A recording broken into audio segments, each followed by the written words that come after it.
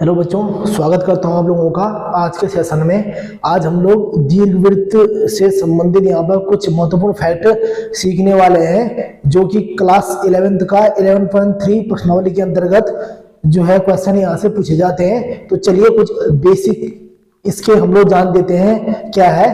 तो सबसे पहले आप लोगों को दिख रहा होगा यहाँ पर दीर्घवृत्त तल के उन बिंदुओं का समुच्चय है जिनका तल में दो स्थिर बिंदुओं से दूरी का योग अचर होता है। यहाँ पर आप लोगों को एक चीजें ध्यान से यहाँ पर नोट करनी है। एक लिखा है यहाँ पर दो स्थिर बिंदुओं से दूरी, दो स्थिर बिंदुओं से दूरी का योग, और दूसरा अचर। अचर का मतलब यहाँ पर फिक्स होता है। इस पॉइंट को आप लोग एक डायग्राम से बहुत ही अच्छी से यहाँ पर आप लोग अच्छे से समझ सकते हो। ये यहाँ पर डायग्राम में यहाँ पर ड्रॉ कर रहा हूं, आप लोग इसको जरा देखिए। इससे पहले आप लोग इसको सिंपल में देखिए, फिर हम इसे कोऑर्डिनेट में बाद में हम इसे शो करेंगे। सिंपल एक मैंने दीर्घवृत्त यहाँ पर बनाया है, आप लोग देखते रहना इसे करना कैसे है।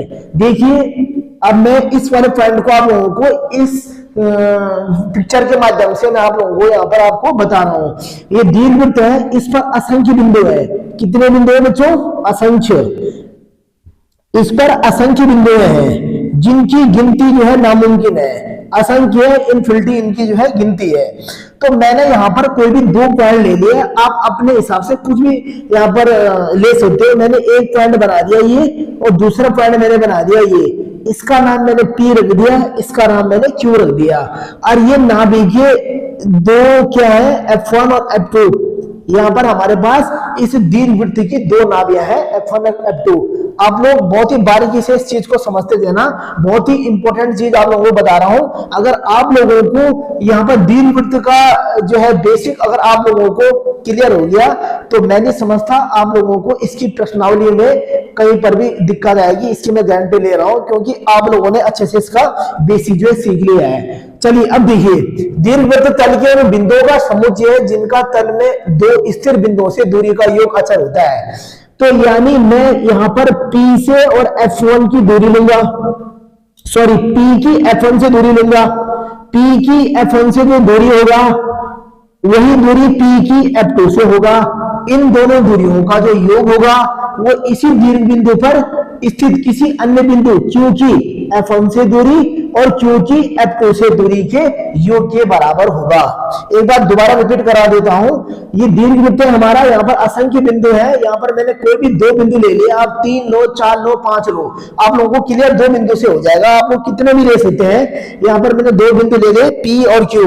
तो P की F1 से दूरी तथा P की F2 से दूरी का योग दीर्घवृत्त पर स्थित किसी अन्य बिंदु की Q की F1 से दूरी तथा Q की F2 से दूरी का योग क्या होता है?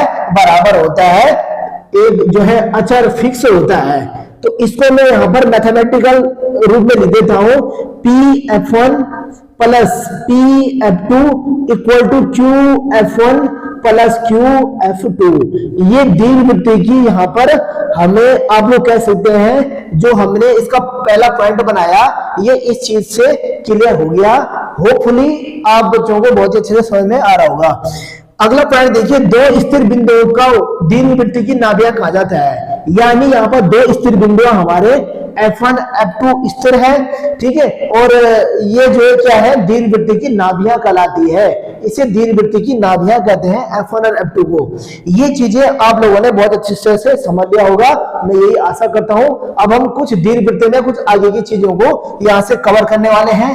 मैं इसे रब कर लेता हूं क्योंकि थोड़ा स्पेस यहाँ पर कम है, तो इसको मैं रब कर लेता हूं। 1 मिनट, ये रब हो जाएगा, पूरी चीजें मैं रब करवा देता हूं, और अब आप लोग कुछ आगे की चीजें यहाँ पर समझोगे। अब मैं इसको निर्देशांक के रूप में, निर्देशांक के अंदर इसे दीर्घवृत्त में इसको यहाँ पर ड्रॉ कर रहा हूं। ये मेरा एक्स एक्स है, ये मेरा वाई एक्स है, ये मेरा जो है F1 है, और ये मेरा F2 है। यानी यहाँ पर दो दो नाभियां हमारे पास F1 और F2 है। ये F1 और एक ये F2 है। आप लोग इसको चाहो तो F1 इधर F2 इधर कर लो, लेकिन जो आपकी मैथमेटिकल बुक मुझे दिख रही है वहां पर जो है उन्होंने F1 इधर शो कर रखा और F2 इधर शो कर रखा, तो मैं इसे इस तरह से फिट करूंगा। आप भी इसे ऐसे करना, F1 इधर रखना और F2 इधर रखना, ठीक है। ये है दीर्घवृत्त की दो नाभियां, ये है दीर्घवृत्त का मूल बिंदु जिसके निर्देशांक आप लोगों को पता है 0 0 होता है। ये नाभियां हैं, ये है दीर्घवृत्त का होता है शीर्ष, इसे बोलते हैं शीर्ष। ये वाला दीर्घवृत्त का होता है शीर्ष। आगे आप लोग जानेंगे कि शीर्ष के निर्देशांक होते क्या है, वो हम लोग आगे जानेंगे। फिलहाल आप लोग इसे बहुत ही आसानी से, इसे बहुत ही सिंपल शब्दों में आप लोगों को बता रहा हूं, आप लोग इसको समझते जाना। जहां पर डाउट हो आप लोग मुझे पूछ लेना कि यहां पर हमें डाउट है। चलिए आगे देखिए, ये नाभि है, ये इसका केंद्र बिंदु है। केंद्र बिंदु से जो एक्स एक्स की जो दूरी होती है उसे हम ए से शो करते हैं, यानी ये दूरी होगी हमारी ए। कहां से? मध्य बिंदु से और शीर्ष के बीच की दूरी, मध्य बिंदु के दीर्घवृत्त के मध्य बिंदु से और शीर्ष तक की दूरी को क्या रिप्रेजेंट करते हैं हम लोग उसे ए रिप्रेजेंट करते हैं। वहीं मूल बिंदु से शीर्ष y की दूरी हम लोग रिप्रेजेंट करते हैं b। आप लोगों को ध्यान हो, जो सरल रेखा वाला जो कॉन्सेप्ट है आप लोगों के पास, जो सरल रेखा वाला जो चैप्टर है, ठीक है, उसमें जो है आप लोगों ने क्लास 11th में ही है, वो शायद 10वां चैप्टर है वो, उसमें आप लोगों ने पढ़ा होगा। जब हमने सरल रेखा में जो निर्देशांक टाइम में हमने वहां पर पढ़ा था, तो एक्स अक्ष पर होता है वो a100 और y अक्ष पर होता है वो b100। वैसे ही हमने जो है यहाँ पर किया है, बाकी हमने यहाँ पर अलग सा फैक्ट यहाँ पर हमने यूज नहीं किया है। तो दोबारा बोलो, केंद्र की शीर्ष से बीच की दूरी a होती है ऑलवेज, केंद्र से और y शीर्ष के बीच की दूरी b होती है ऑलवेज। केंद्र से और फोकस तक की दूरी को c बोलते हैं। क्या बोलते हैं बच्चों? c। केंद्र से और फोकस तक की दूरी को बोलते हैं c। सेम ऐसा ही पोर्शन इस साइड हो जाएगा, वो हमारा इस साइड अगर आप लोगों को लेना है तो आप लोग ऐसे ले सकते हैं। केंद्र से और फोकस तक की दूरी मैंने अभी बताया c होती है, और जो है हमारे केंद्र से और शीर्ष के बीच की दूरी, यानी ये वाला पोर्शन अगर आप बोलो, ये वाला शीर्ष अगर आप देखें तो ये हमारी ए होती है। दूरी हमेशा सेम रहेगी, दूरी जो है नेगेटिव में नहीं रिप्रेजेंट होती है। आप 100 दूरी को नेगेटिव में नहीं करोगे। हाँ, अगर आपको इसके निर्देशांक निकालने हैं तो आप इसके निर्देशांक नेगेटिव में निकाल सकते हो। चलिए अब आप लोग इसको आगे देखिए, शीर्ष के निर्देशांक होते क्या है। देखो, दूरी ए है तो इसका निर्देशांक ओबियस है a0 होगा। आप बोलो ऐसा क्यों? तो ऐसा इसलिए क्योंकि एक्स अक्ष पर दूरी a है, तो y अक्ष पर, एक्स अक्ष पर सबको पता है y क्या होता है 0। ऐसे ही जो है ऊपर आ जाओ, y अक्ष पर क्या होता है 0 होता है x, और b हमारा a y कोऑर्डिनेट आ गया b। ऐसे ही नीचे वाला ये वाला x पर क्या आ जाएगा बच्चों 0, -b आ जाएगा, और इस अक्ष पर आ जाएगा हमारा शीर्ष -a, 0। होपफुली आपको बहुत अच्छे से समझ में आ रहा होगा। चलिए अब आप लोग आगे देखिए, ये हमने शीर्षों के निर्देशांक तो निकाल लिए हैं। अब हम लोग इसके निर्देशांक निकालते हैं अक्ष के। इस नाभि F2 का हो जाएगा c, 0। इधर बैक साइड में आ जाएगा हमारा -c, 0। दोबारा बता रहा हूं बच्चों, हम लोग जो है इसके जो वो होते हैं, क्या नाम है उसका, इसका जो निर्देशांक होते हैं वो यहाँ पर c नेगेटिव शो कर रखी।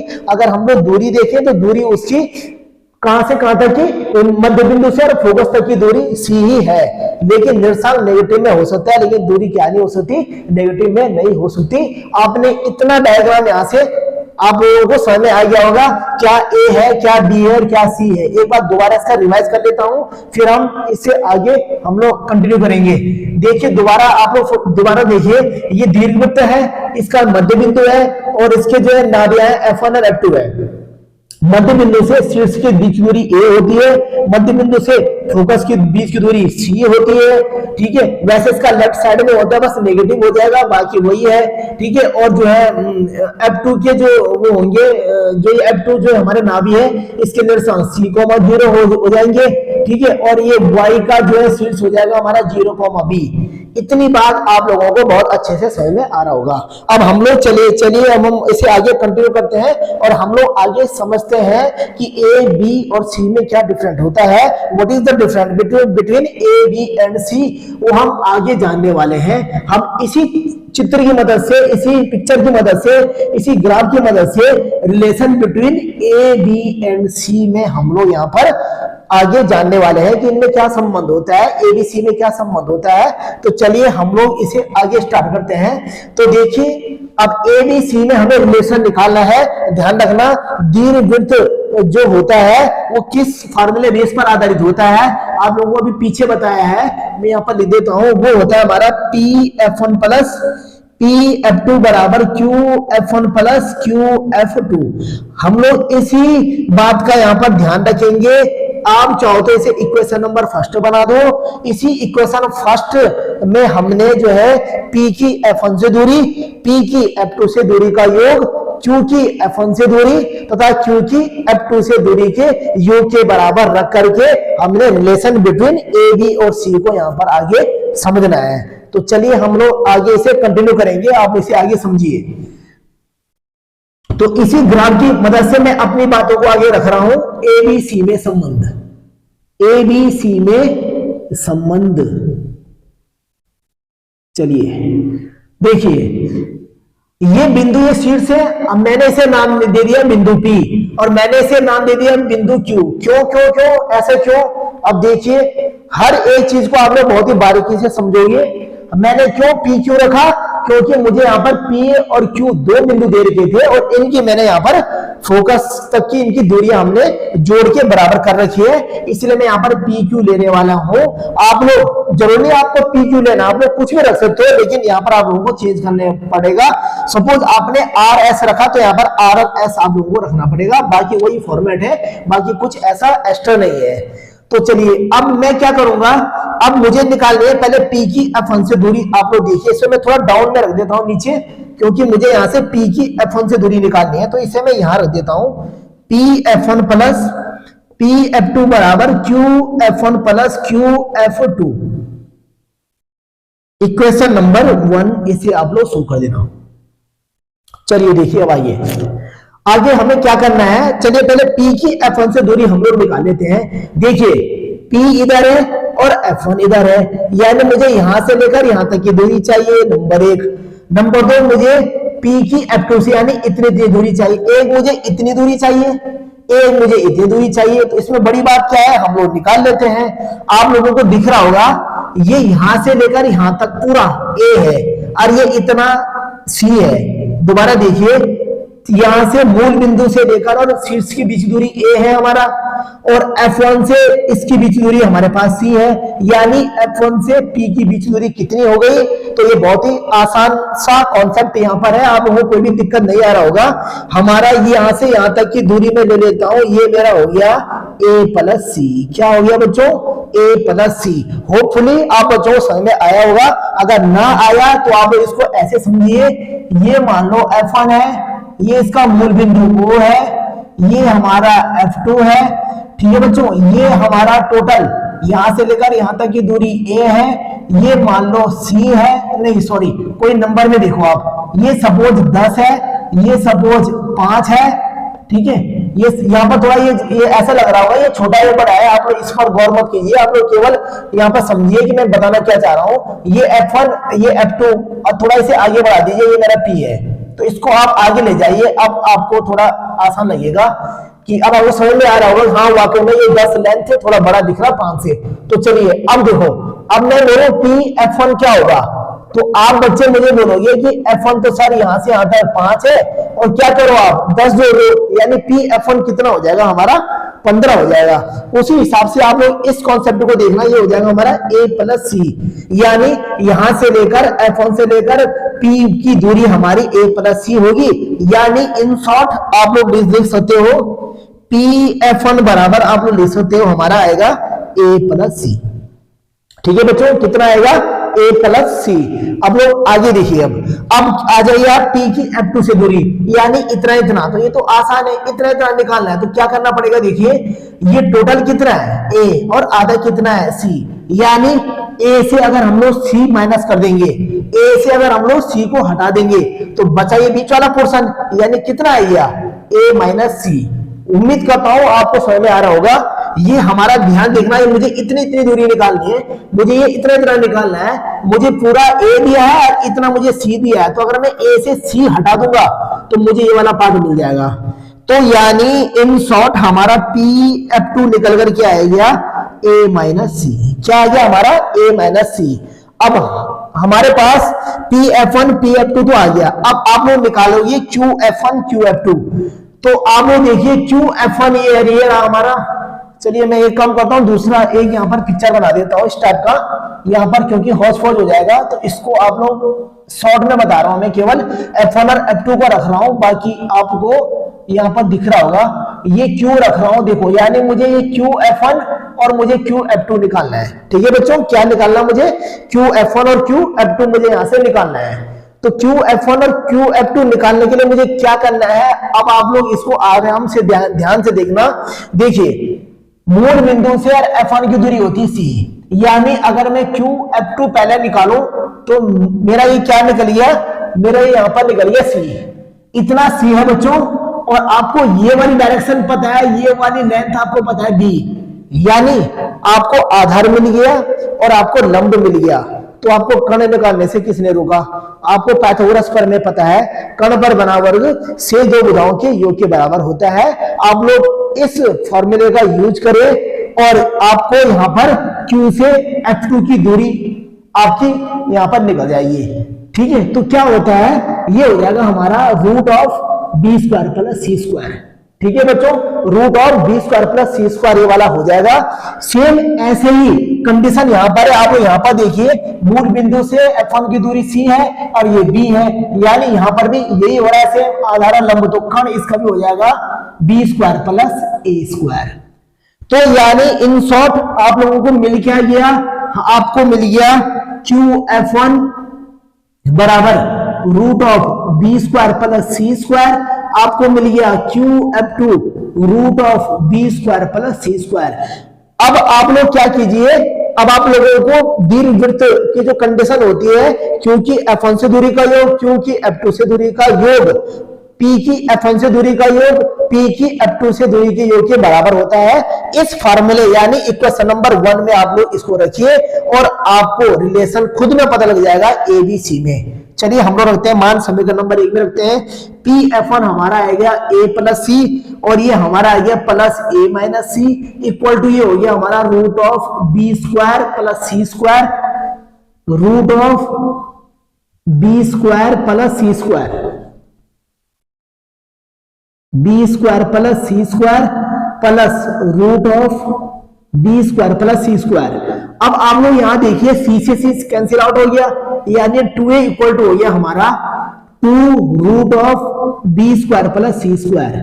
2 से 2 कैंसिल आउट हो गया, हमारा A बराबर आ गया root of B square plus A square. बहुत साइड स्क्वायर करने पर आप लोग लिखिए, बहुत साइड स्क्वायर करने पर, दोनों पक्षों का वर्ग करने पर, दोनों पक्षों का वर्ग करने पर, दोनों पक्षों का वर्ग करने पर, तो करते हैं यहां पर ये हो जाएगा हमारा ए स्क्वायर बराबर हो जाएगा B square plus C square.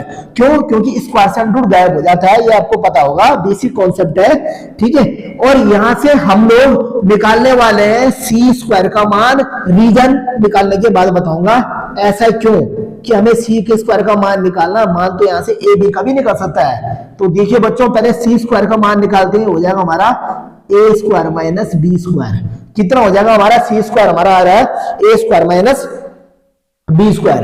तो जो ये हमारा सी स्क्वायर बराबर ए स्क्वायर माइनस बी स्क्वायर आया, तो आप लोग ये देखिए कि ये सी बराबर ए स्क्वायर माइनस बी स्क्वायर आया कैसे।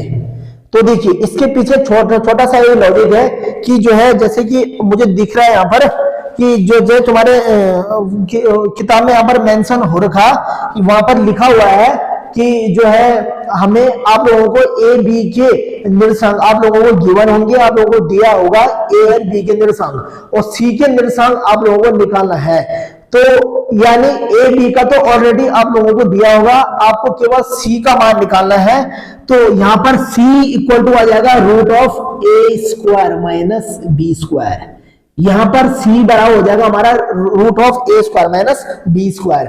तो यहां पर आप लोगों को सी का मान मिल गया, तो यानी ए बी और सी के बीच आप लोगों ने रिलेशन बहुत ही अच्छे से आज समझ लिया है। ये इनके बीच कोई रिलेशन होते हैं। आप लोगों को दोबारा बता रहा हूं, ए और बी के बीच का जो रिलेशन ए और बी जो है हमारा, आप लोग पहले यहां पर देखिए, ए ये वाला पॉइंट एक्स एक्स और वाई एक्स, तो एक्स एक्स के निर्देशांक और वाई एक्स के निर्देशांक आप लोगों को दे रखा होगा। आप लोगों को केवल सी पॉइंट निकालना है। सी जो यानी के मध्य बिंदु से फोकस तक की दूरी होती है, वो आप लोगों को यहाँ पर निकालना है। तो इस तरह से हमारा सी का फार्मूला यहाँ पर बन गया है। ठीक है, सी का फार्मूला जो है आप लोगों ने सीख लिया, सी बराबर क्या है वो आप लोगों को मिल गया। इस तरह से रिलेशन ए बी सी में कंप्लीट होते हैं। होपफुली बच्चों आपको बहुत ही अच्छे से समझ में आ गया होगा। ठीक है, और जो है इतना जो है जो दीर्घवृत्त का जो कॉन्सेप्ट है आज मैंने जो है आप लोगों को बहुत अच्छे से समझा दिया है। अगर आपको फिर भी कोई डाउट हो तो आप लोग मुझे जरूर बताएं।